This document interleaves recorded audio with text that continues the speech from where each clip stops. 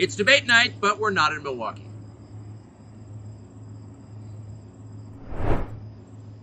Mr. President, thanks for joining us. Thank you. Why aren't you at the Fox News debate tonight in Milwaukee? Well, a lot of people have been asking me that, and many people said you shouldn't do them, but you see the polls have come out, and I'm leading by 50 and 60 points.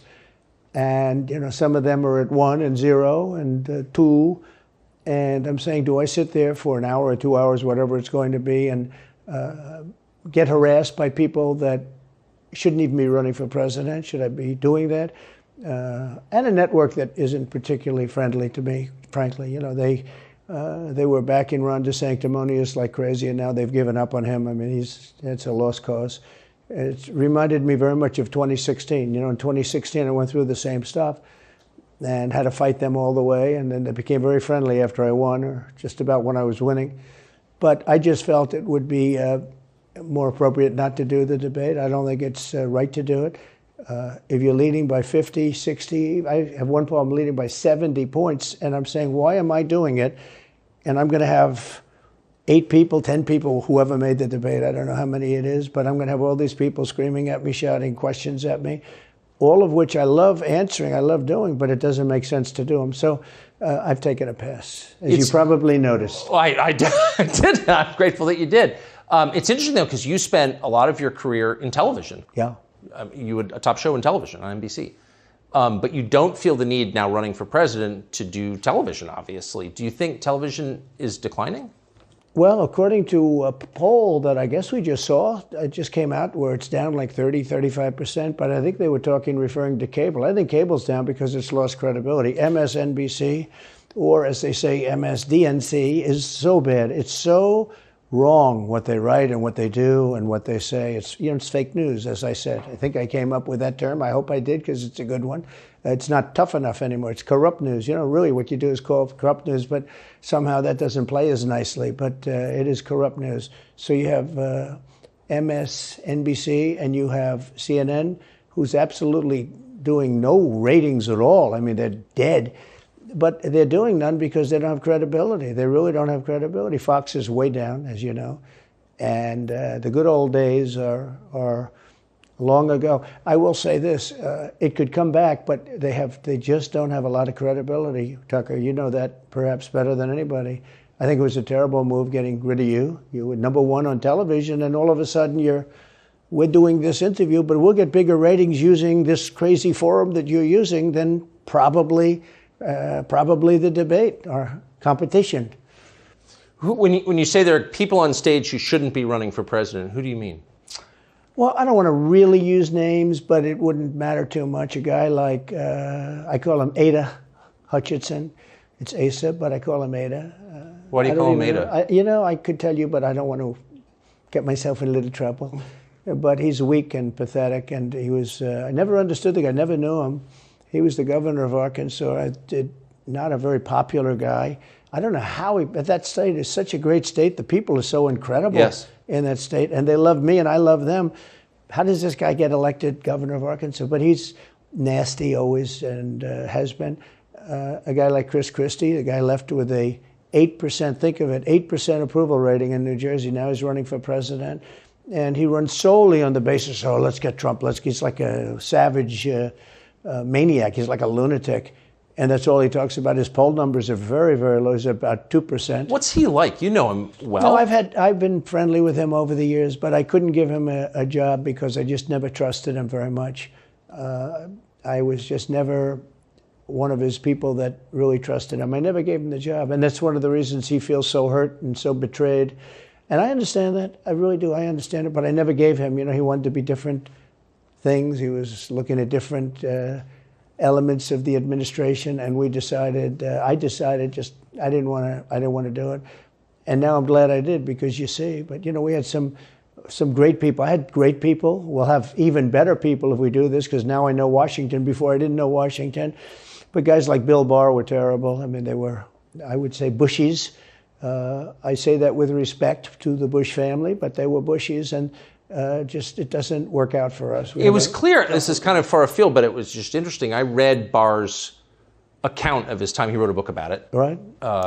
His autobiography. And in it, he lies about Jeffrey Epstein's death. clearly lies. Do you think Epstein killed himself sincerely? I don't know. I will say that, he was a fixture in Palm Beach. Yeah. I don't know what Barr said about it either. I have no idea what he said. What did he say? He killed himself, probably? He said he killed himself and that they were going to do this investigation. They never did the investigation. It's never been public. Well, and they hid it. And why are they doing that? And clearly Barr knew. But why would Bill Barr be covering up the death of Jeffrey Epstein? Bill Barr didn't do an investigation on the election fraud either, okay? He said he did, and he pretended he did, but he didn't. McSwain, the U.S. attorney in Pennsylvania, Philadelphia, said Barr just wouldn't let him do it. It was crazy. Barr became so petrified, so frightened of being impeached. They were going to impeach him. I don't know if you remember it. Yeah. It's not a big moment in history. But they said, we're going to impeach. They play a much rougher game, the left, the lunatics. And they were going to impeach Bill Barr, and he was petrified. Now, how do you not get impeached? Don't do any of this stuff. But he didn't do the job there. I don't know what he did with Epstein, but possibly he didn't. Do you think it's possible that Epstein was killed? Oh, sure, it's possible. I mean, I don't really believe. I think he probably committed suicide. He had a life with, beautiful homes and beautiful everything, and he all of a sudden he's incarcerated and not doing very well. I would say that he did, but there are those people. There are many people. I think you're one of them, right? But a lot of people think that he was killed. He knew a lot on a lot of people. He was killed. You think so? I think the closer you look, I'm not a conspiracy person at all. I believe everything I hear. But yeah, the closer you look into it, I mean, the Attorney General of the United States, your Attorney General, clearly lied about the Epstein death. Yeah, and he was. Why? He was certainly. It wasn't well done. They had no cameras. They had no anything. Everybody was sleeping, and a case could be made. Look, I'm not going to get involved in it, but I can tell you a case could be made either way. But it certainly wasn't the most well-run place. So the reason I'm asking you is I'm looking at the trajectory since 2015 when you got into politics, for real, and then won. It started with protests against you, massive protests, right. Organized protests by the left, and then it moved to impeachment twice, right? And now indictment. I mean, the next stage is violence. Are you worried that they're going to try and kill you? Why wouldn't they try and kill you, honestly? They're savage animals. They are people that are sick, really sick. You have great people in the Democrat Party. You have great people that are Democrats. Most of the people in our country are fantastic, and I'm representing everybody. I'm not just Republicans or conservatives. Right. I represent everybody. I'm the president of everybody. But I've seen what they do. I've seen the lengths that they go to. When they make up the Russia, when that's exposed and they go down, and Barr should have gone after them, and other people should have gone after. And they did very late, because the Durham report came out. It was fairly good. It could have been a lot tougher, I guess, but it was fairly good. But it explained how corrupt it was. I'll tell you who did a great job was the Inspector General Horowitz. He did a phenomenal report. You didn't have to go to Durham. He did it on Comey and on, I guess, McCabe and some others, and it was a vicious, it was basically a true report, how bad they are. But these people are sick people. These are people that I think they hate our country. You want to know the truth. When you see open borders, when you see these policies that they have, and so many other things, it's so sad to see. We have a country that's very fragile right now. I've never seen, I will say, look, I ran in 16, which was 15, but I ran in 16, election in 16, and there was tremendous spirit. In 20, there was even more spirit. We got millions and millions more votes. It wasn't even a contest. People said, well, what'd you think of 20? I said, we did much better. We did. You got to base it on the number of votes. We got many more votes in 20 than we did in 16. But the election was rigged. It was a rigged election. And with COVID, they used COVID to cheat in a lot of different things, and we have so much on it. It's so easy. But we had judges that didn't want to look. We had people didn't want to get involved. They called you, he's a conspiracy theorist if you say anything about the election. But I have never seen spirit like there is right now. Even coming down here, just the people on the road that are just absolutely going crazy. And the reason is, I think they like me, and I know they love my policies. I hope they like me too. A lot of people say they don't like me, but they like my policies. I think they like me. But I have never seen spirit like it is right now. And the reason is because crooked Joe Biden is so bad. He's the worst president in the history of our country. I don't think he's going to make it to the gate, but you never know. But he's a corrupt person, so corrupt that I took the name off Hillary. I don't do two people at one time. I took the crooked Hillary and I retired the name. That was a good day for her. I bet she was very happy. And I used it for Joe because it's crooked Joe. But Joe is really... But you don't think he's going to make it to November of 24? Well, I think he's worse mentally than he is physically. And physically, he's not exactly a triathlete or any kind of an athlete. You look at him, he can't walk to the helicopter. He walks, he can't lift his feet out of the grass. It's only 2 inches at the White House, right? That's not a lot. But you watch him, and it looks like he's walking on toothpicks. So, and then you see him on the beach where he can't lift a chair. Those chairs are meant to be light, right? They're like 2 ounces. Yeah. You lift them up. He can't lift the chair. He can't walk to the chair. And I don't know what they're doing with the beach. This beach is seeming to play a big role, but they love pictures of him on the beach. I think he looks terrible on the beach. He looks terrible on the beach. Skinny legs. Well, he can't walk through the sand. Sand is not that easy to walk through, but when he walks through it, he can't walk through the sand. And there's somebody in there that thinks he looks fabulous at the beach. I think he looks horrible at the beach. Plus, the beach doesn't represent what a president's supposed to be doing. You're supposed to be working. You're supposed to be getting us out of that horrible, horrible war that we're very much involved in with Russia and Ukraine. You could do that. You could do that very easily. I believe you could do that I don't believe he could do it because he's just incompetent.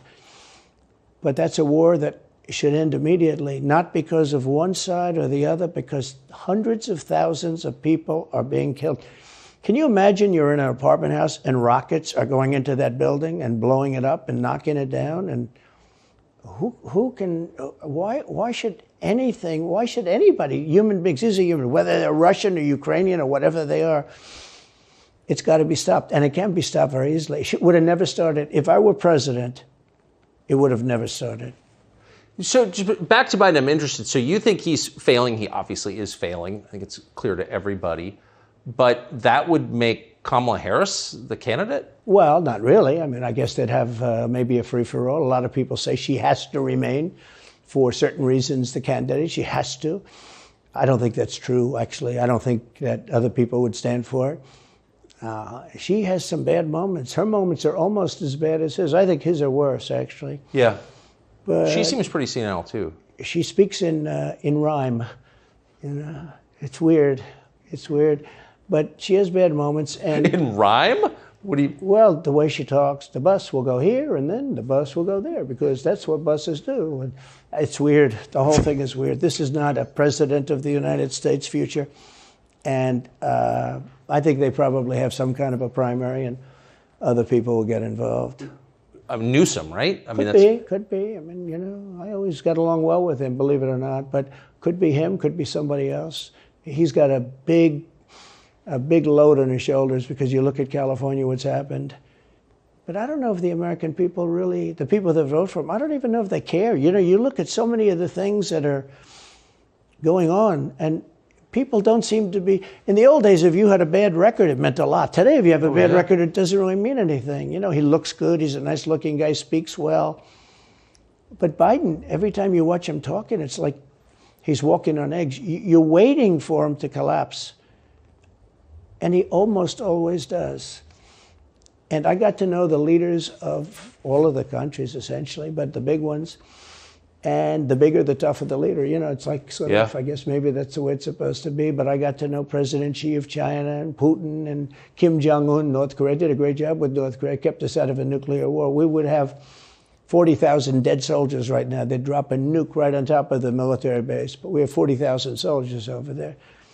And I did great. I got along with him great. That's a positive. The press said, he said nice things about Kim Jong-un. I also said horrible things at the beginning. Horrible enough that he wanted to talk. And we talked and we met in Singapore. We met actually twice. And we had unbelievable meetings. I know him very well. We were in great shape with him. What do you think he and Xi and Putin think of Biden? I think they can't believe it.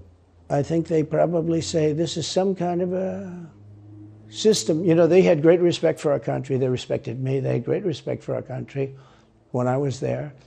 Every one of them. Look, if you go to North Korea, you take a look at what happened. You know, the Olympics was dead. South Korea spent billions on the Olympics. Nobody was going to go. They didn't want to get blown up. They called me and they said, we are going to let the Olympics proceed. This is North Korea. I said, you should go into the Olympics. Put your athletes in. It wasn't like, they were big on athletes because, famine. But they went in and they actually participated. And within about 2 days, the entire thing was sold out. And if it wasn't me, that would have never happened. But I got along very well with him, and that's a positive thing. He does have massive nuclear power, by the way. And if Hillary would have gotten in, or if the Obama thought process continued, it would have been a nuclear war, absolutely, with North Korea. He was expecting to go into a war, and it would have been a nuclear war. So do you think the rest of the world looks on at Biden and thinks someone else has got to be running the government? Well, somebody else has to be. I don't think he's capable of doing anything. Look, when I debated him, I said, how come, and this was in front of probably not a friend of yours, Chris Wallace. He was the moderator. Not a friend. I said, why is it he wants to be Mike, but he doesn't have the talent? It's one of those bitchy little man. He wanted to be his father, but he didn't have the talent of his father was great. His father, a little fussy man. His father interviewed me in 60 Minutes. It was actually a 10. Can you believe it? No, I totally believe his father had talent, at least. I may have been the only guy that he gave a good 60 Minutes to. He was rough. Really? His father was tough. He was great, though. He was great at what he did. But Chris Wallace was so upset. He was guarding this guy who wouldn't do a show, by the way. He wouldn't do. I figured I didn't mind Chris Wallace because Biden wouldn't do a show. And it was very obvious. He kept asking him and asking, but he wouldn't do the show. So I figured he's got to like me. But he came from a different planet. But remember when I asked the question, why is it that the mayor of Moscow's wife is allowed to give you $3.5 million? Don't forget, that was brought up. Now it's brought up all the time, but that was brought up by me long before anyone ever heard of it. I said, the mayor of Moscow's wife giving you $3.5 million. What did you do to deserve $3.5 million? To Biden. And Chris Wallace said, this has nothing to do with the debate. I mean, he got in the way of the question. No, it was crazy. And I said, well, wait a minute. He got $3.5 million from the mayor of Moscow's wife. Now, people forget that, but if you go back and take a look, you will see. And Chris Wallace didn't want me to ask that question. I said, I think it's a very appropriate question. It turned out to be much more appropriate than people thought. Amazing. So do you have a preference in, assuming you're the Republican nominee and all goes as you plan it to go, do you have a preference in who you run against? In many ways, I'd love to run against him because his record's so bad. It's still horrible when you look at inflation and everything else, but others also have very bad records. I mean, California's a bad record, so, should it be Gavin or should it be somebody else? When I look at San Francisco, what's happened to that incredible city? That was one of the greatest cities in the world just a short while ago, and now it's very sad when you look at it. Los Angeles, every city practically, all the Democrat-run cities. Republican-run cities are doing very nicely because they arrest people when you have crimes. And they don't go after political candidates because they think it's good. It's been amazing. My poll numbers are the highest I've ever had. But because people understand it. Can I just ask you, that gets back to my original question. So if the protest didn't work, you got elected anyway. Yeah. Impeachment didn't work twice, obviously. Indictment is not working. Your poll numbers go up. When they raided Mar-a-Lago in August of last year, your numbers went up. They can indict you 20 times, and you're not going to lose the Republican primary because of that. Well, so it makes it look even more ridiculous. I mean, the 4 indictments, and maybe there'll be more. I don't know. These people are crazy. But they're counterproductive. So if you chart it out, it's an escalation, is what I'm saying. Yeah. So what's next? After, try to put you in prison for the rest of your life, that's not working. So, don't they have to kill you now? I think the people of our country don't get enough credit for how smart they are. And I'm not sure I would have said this 10 years ago, but they get it. They really get it. When somebody gets indicted, your poll numbers go down. When somebody gets indicted, you announce, ladies and gentlemen, I'll be leaving to spend time with my family and to fight for the rest of my life on this stuff. But you're out of politics. I got indicted 4 times. All trivia, nonsense, bullshit. It's all bullshit. it's horrible when you look and you look at what they're doing. The boxes hoax, I'm covered by the Presidential Records Act. I'm allowed to do exactly that. He's not covered, and he's got 25 times the number of boxes, and he's got them stored in Chinatown. He's got them stored in a flimsy garage underneath his Corvette at Penn. And by the way, at Penn, he gets millions of dollars. China pays this guy millions of dollars. See, I think he's the most corrupt president we've ever had. And he also has the distinction of being the most incompetent.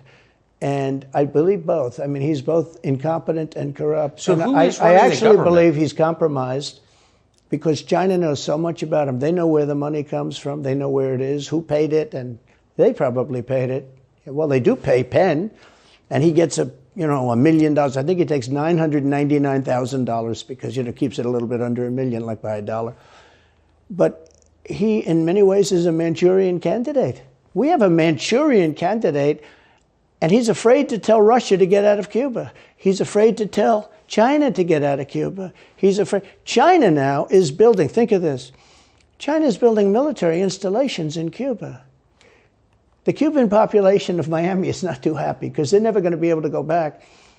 And you don't even hear about it. And the worst culprit is the press, the media, because normally, when I first heard that China's building installations in Cuba, and installations means military installations, okay, they said just some communication. They did that on the islands with Japan.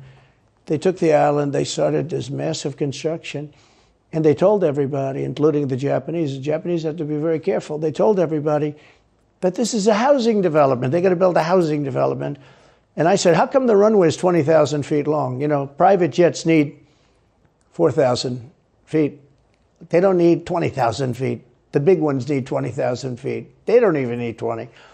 And I looked at the runway. I said, that's the largest runway ever built, both in width and length, for housing development. There's nobody that has a plane that big that you would have a runway that's Why is for China testing. allowed to conduct imperialism in our hemisphere? Well, yeah, and it's far beyond Cuba. It's all over South America. Yeah, in the Caribbean. So we built a thing called the Panama Canal. We lost 35,000 people to the mosquito, malaria. Yeah. We lost 35,000 people building. We lost 35,000 people because of the mosquito.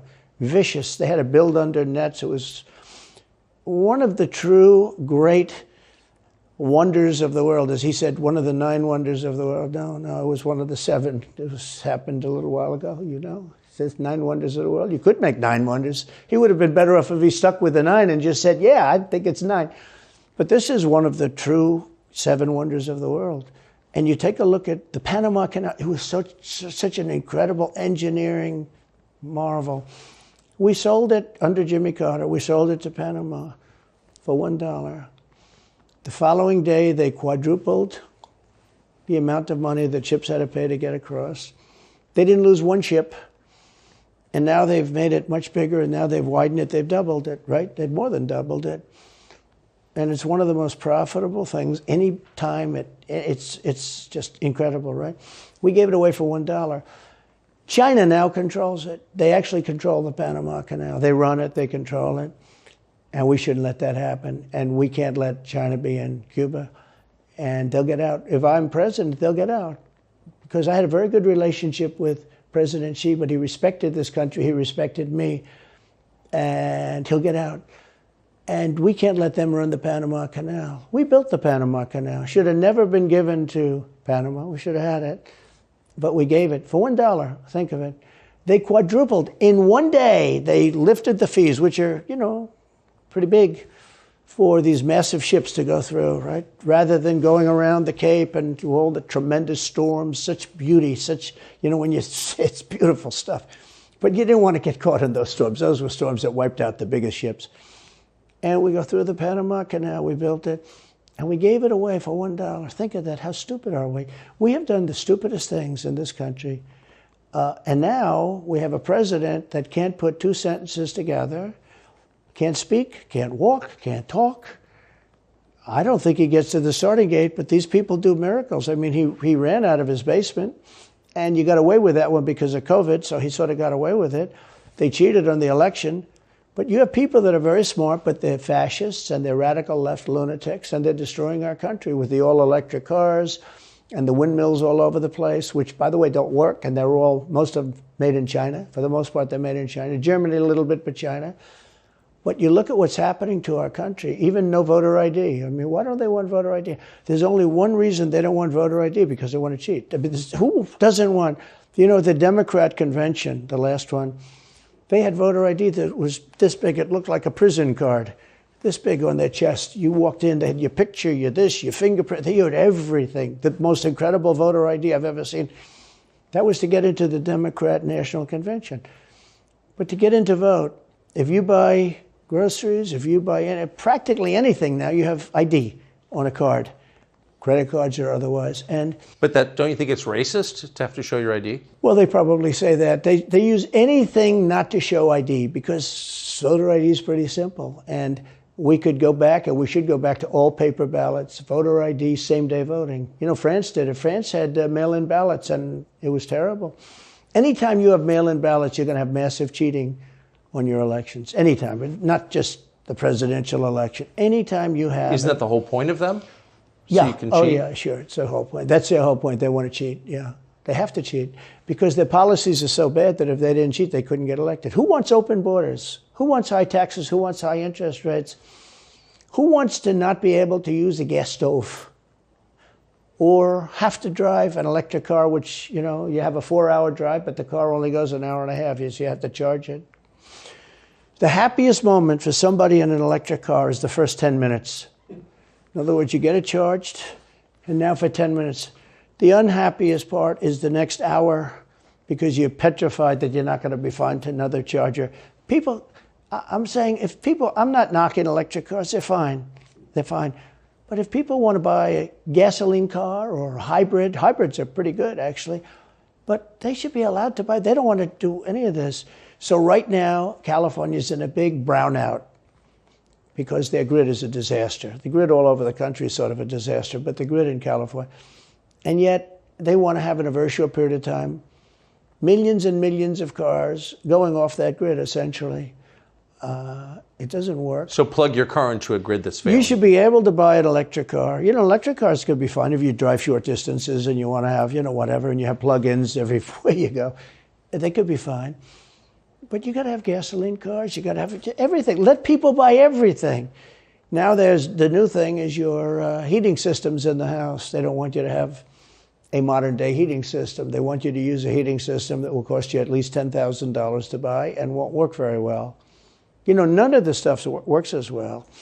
One of the things I did with EPA is you have states, many states, most of the states have so much water. You know, it comes out of heaven, right? The water pours down and you have it. It's there. It's got to go wherever it goes, into the oceans, whatever. It's not like a big problem. Now, in some states, they have a problem. You know, you have some desert areas and all, and for that, it's okay. But they have sinks where no water comes out. You turn it on, no water comes out. No water comes out of the shower.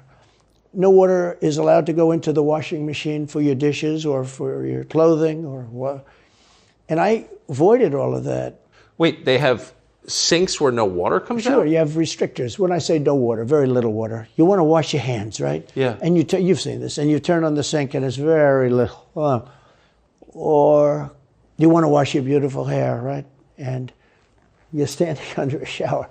Then the suds never go. The water comes out very slowly. I'm sure you've seen this. It usually takes place in new hotels and new homes. Yeah, you take a drill and take the they have limiter out. Well, you can, but now they make it so you can't do that so easily. They have a restrictor. It's called a restrictor, and it restricts the water from coming out.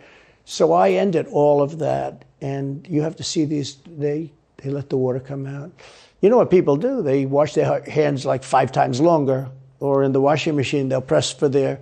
Let's say the dishwasher, they'll press it, then they'll press it about 7 or 8 times. Yeah. They'll end up using more water, and it still won't be very good. I met with the head of Whirlpool. They were practically going out of business during my administration, and they said to me, from Ohio, incredible, great state, I love Ohio, and they were really doing badly because people were dumping washing machines all over, mostly from South Korea, but also from China. And he was explaining it's just a terrible situation. I said, let me ask you, how's the quality? He says, we're better, but they are good enough quality. But, of course he's going to say that. But, they are better. He said, but they don't allow us. They're dumping these machines. They're cutting us in half. They're killing us. And on top of it, the government won't let us use water in our machines. I mean, he shows me like a quarter of a bottle of water. That's supposed to be washing clothing. And I freed it all up, and I put tariffs on these countries that were selling and the machines coming into the country. And that company went from all the washing machine companies, they make washing machines, they make dryers, they make all of the different machines that do this kind of work, including dishwashers. And they went from a disaster area to being just thriving. But can I ask, they love me in that part of Ohio. Well, I bet they do, but why should EPA, no one at EPA was elected by anybody, why do they have the power to decide how much water your washing machine uses? Shouldn't Congress in a democracy get to vote on that? Yeah, you could say that. They do things that are not very... So how do you, that's my question, how do you, if you get elected again, go back to Washington, how do you keep the agencies under control? How do you keep FBI and CIA specifically under control? The way you do it, like I fired Comey, that was a big deal. A lot of people said, and I fired him very early. Somebody said, oh, I wish you would have fired him. There was a real question about firing him. Anyway, you understand, because, when they have a 10-year term, there is a question. I fired Comey. That was a great thing. If I didn't fire Comey, maybe I wouldn't be talking to you, or I'd be talking to you about real estate or something else other than politics, right? That was a coup, in my opinion. That was a very sick deal. That was the insurance policy. You remember the insurance policy? Oh, she's going to win, darling. She's going to win. But just in case she doesn't, we have an insurance policy. An insurance policy was what they were doing. And we caught them with that. That was a very important tweet or whatever it was, text. It was a big deal. That was a big deal. The insurance policy. She's going to win 100 million to 1. That's not good odds. At least they gave me one, right? 100 million to 1. But just in case she doesn't win, we have an insurance policy. And everybody said, that's strange.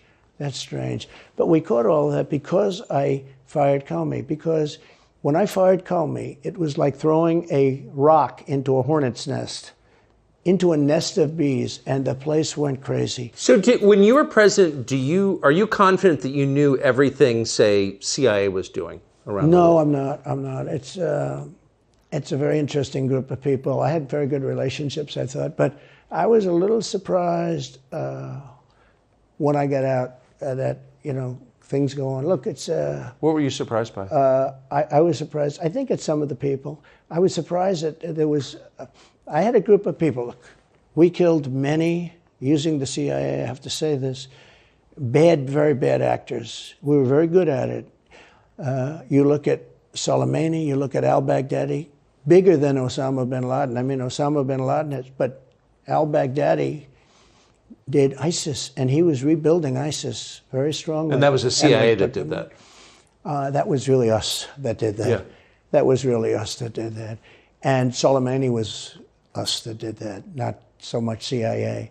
But we did some very good work with the CIA. What I started, when I looked at the 51 intelligence agents saying that was the laptop from hell was Russia disinformation, when I took a look at that, I said, that's a horrible thing. They knew it wasn't. They knew it was not. And by the way, you're talking about cheating on the election? McLaughlin and Fabrizio, great pollsters, they said a thing like that plus other things meant anywhere from 10 to 17% of the vote would change. Whatever happened to Mike Pence? You've always been nice to Pence. I've never heard you criticize Pence. You've defended him in public many, many times. He's out there attacking you. What is that? So Mike wants to run for president. You got to understand, in my opinion, Mike Pence had the absolute right to send the votes back to the legislatures. The Democrats and everybody said, you don't have the right. In other words, what I said, is he a human conveyor belt? You mean if he finds fraud in Pennsylvania, in Georgia, in any of these states, Arizona, he has to send them to Mitch McConnell, right? That's right, sir. Well, if he finds fraud, he has to? Yes, sir. I said, so he's a conveyor belt. Boom, put him in. I said, I don't agree with that. And we had some lawyers, not all, we had some lawyers that said, no, you do have the right to send them back to the legislatures to be rechecked. Because if you looked at what went on in Wisconsin, who, by the way, now agree with me, Wisconsin has been virtually, other than the fact they're not allowed to do anything statutorily. But Wisconsin has been, I mean, what they found is incredible. I mean, we won Wisconsin. But Mike Pence had the right, in my opinion, to send him back. Do you ever talk to him now? No, I haven't spoken to him in a long time. I was very disappointed in him. I didn't want to do what Thomas Jefferson did. Thomas Jefferson, it was Georgia. And it was, hear ye, hear ye, the great state of Georgia is not capable or allowed to tabulate their votes. And Thomas Jefferson, who was the vice president, said, is Georgia sure that they cannot tabulate their votes? Georgia is sure.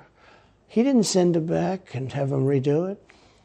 He said, we will keep the votes of the great state of Georgia for Thomas Jefferson and his president. I didn't ask him for that. Could have done that too, but I didn't. I thought that would be turmoil. I asked him to send him back to his legislature, to the legislatures, you know, in Wisconsin, let's say. But why didn't he? I mean, you'd worked together for 4 years. You're the president. He's VP. You say you're aligned on everything. I think he got very bad advice. I really do. Now, let me tell you what happened. I sat there with a few people. I think his lawyer was in the room too. His lawyer was very much against it. There were other lawyers that felt you could do it. It was one of those things. I think you could have done it. I think you can always do something if you see fraud or if you see problems. But it's very interesting. So after the election was over, the rhinos got together with the Democrats and they redid the election, so you couldn't do it anymore. So then I called the people. I said, so in other words, you're saying I was right. You could do it. Yes, you could do it. In other words, they took the Voting Act and they redid it so the vice president no longer has the power to do what I said he could do. So when that happened, I said, wow. And you know, you'd look some of these Democrats in the eye and they'd say, he has absolutely no right to do it. And immediately after the election, they met rhinos, could name them all, and Democrats, and they approved legislation that takes away the right of the vice president to do it. So I said, so you're saying I was right. The vice president did have the right to do it, and they said, yes, he did. So if you're saying they stole it from you last time, why wouldn't they do the same this time? Oh, well, they'll try. They're going to be trying, yeah. And not only me, you know. Look, DeSantis is out. I think he's gone. So he was at a level. People have figured him out. He's gone. But if somebody else got in, other than me, they'll go at him just as viciously as they did me. These people are sick. They will go after them. And a lot of people say they won't be able to hold up. I do get credit for holding up quite well, I must tell you. I think it's... How do you do that? How do you get indicted, you know, every week and stay cheerful? I think it's a lot easier because I'm so high in the polls, because it means the people get it. The people see it's a fraud. The people see it, like this horrible district attorney from just a little while ago, from essentially Atlanta, that's Fulton County. She said, basically, I don't have any right to challenge an election. Well, what about Stacey Abrams? What about Hillary Clinton? What about all of these Democrats that are still challenging my election? The same people that are saying he's challenging an election challenged my election. And they did it with slates. They did it with all sorts of things. They were very bad about it. But basically, they're suing me, and they're saying, you don't have any right to challenge it. If you challenge an election, we're going to indict you and put you in jail. So what they're doing is they've weaponized, and don't kid yourself, the DOJ and Biden and the whole group, they're watching all of this stuff. They love the local stuff. You know, the DA in Manhattan. Not only that, they put one of the DOJ top people into the Manhattan DA's office to run things. They don't even have a case against me. It's not even a case. Everyone says, even the Democrats say, you can't bring these cases. You have no case. The Attorney General or the District Attorney, Fannie Willis, in Atlanta, she's getting killed. Basically, she's saying Trump doesn't have the right to criticize an election. But you've been around long enough now. You've seen many elections criticized. I mean, Hillary Clinton goes crazy. Every time she talks, she says, he's not the president. Jimmy Carter said, he's not the president. Well, I am the president. Hillary Clinton called me, by the way, at 3:02 in the morning to congratulate me the night of the election. Did her voice crack? Well, her voice was, it's very different, I will say. I won't get into that. But what do you mean? Her voice was very different. Don't forget, they were all celebrating at 5 o'clock in the afternoon. And I came home and I said, I think we won.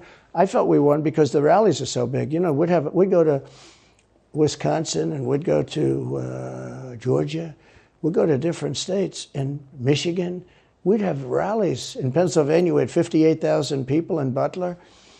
And I said, how are we losing this? How do you have a rally where you have from 50 to 100,000 people, many of them? I did 7 a day for a couple of days. That's a lot. That's a lot. These are big rallies, too. And I didn't hold back. I didn't say, let's make them let's do abbreviations, right? But they challenged the stuff. Yeah. Hillary called me up and conceded. Now, the word is that Obama said you have to do that. But she called up and totally conceded. But now, every time you see her on television, she's saying, she's challenging the election. Do you think... So that would mean that she should be indicted, but that would mean also that Stacey Abrams in Georgia should be indicted, because she still thinks she won the election for governor. She still thinks that. She's never recanted. And do you think Stacey Abrams will be indicted for that? No, of course not. She won't be. The Democrats don't get indicted for things like that. They don't get impeached. No, it's a different thing. With that being said, yes, I had great support when they did impeachment hoax number 1 and impeachment hoax number 2. Jim Jordan, the House was fantastic. And actually the Senate was very good for me, other than, Mitch McConnell. I think it's too bad I endorsed him. He was begging, he was going to lose that race, and I endorsed him, and he ended up winning the race because of my endorsement. He was down, he was going to lose to Amy McGrath. She was $90 million in cash, all set to go. She was leading by 3. He was going down. I did him a favor, and then 3-4 months later, he really wanted to impeach me. He's a bad guy. But if you look at what's going on politically, it's so interesting. The level of loyalty is different in politics than it is in normal life, I will say. With that being said, I've had great loyalty also. But the House was fantastic. The Senate was very good. They overrode Mitch McConnell. Mitch McConnell, in my opinion, was trying to get senators to impeach me, especially for the second one. And on the first one, he acted very, very slow. He should have gone much faster. But Mitch McConnell wanted to, and the senators went up to him, guys that are subservient to him because he gives money. He gives them money. He gives them a lot of money. He raises some money and he gives it to them, and therefore they do what he said. That's the only form of leadership he's got. So last question. If you're elected president again, what's your number 1 priority? When you ran last time, you said, I will build a wall. This time, your bottom line top promise to the country. So you can do numerous things at the same time. Of course. But let's say number 1 is a border, and taking hundreds of thousands of criminals that have been allowed into our country and getting them out and bringing them back to their country, Guatemala. By the way, not only the 4 countries that we think of as neighbors, all over the world. Last month, we had 149 countries represented. Think of it. We had 149 countries represented, Tucker, from places that many people never even heard of, coming into our country. And they're coming in from mental institutions, and they're coming in from prisons. They're emptying out their prisons all over South America. They're emptying out their mental institutions. Terrorists are pouring into our country. We have no idea. I had the strongest border in the history of our country, and I built almost 500 miles of wall. They like to say, oh, was it less? No. I built 500 miles. In fact, if you check with the authorities on the border, we built almost 500 miles of wall, and I had another 200 that I was going to build. It's like water. It seeks. And we're going to build another 200. We built it. It was all set to go. All they had to do was install it. It would have taken 3 weeks. And that's when I found out. I said, I think these people actually want open borders. The first thing I would do would be I would seal up the border good and tight, except for people that want to come in legally. Do you think we're moving towards civil war? There's tremendous passion and there's tremendous love. January 6th was a very interesting day because they don't report it properly. I believe it was the largest crowd I've ever spoken before. And some of the crowds I've spoken before. And like July 4th on the Mall, I think they had 1 million people there. But I think that the biggest crowd I've ever spoken before was on January 6th, and people that were in that crowd, a very, very small group of people, and we said patriotically and peacefully and patriotically, right? Nobody ever says that. Go peacefully and patriotically. But people that were in that crowd that day, very small group of people went down there, and then there are a lot of scenarios that we can talk about. But people in that crowd said it was the most beautiful day they've ever experienced. There was love in that crowd. There was love and unity. I have never seen such spirit and such passion and such love. And I've also never seen simultaneously and from the same people such hatred of what they've done to our country. So do you think it's possible that there's open conflict? We seem to be moving towards something. I don't know, because I don't know what it, I can say this. There's a level of passion that I've never seen. There's a level of hatred that I've never seen, and that's probably a bad combination. Donald Trump, thank you. Thank you very much. Very much. Thank you. That is a bad combination, by the way. Bad combination. Thank you.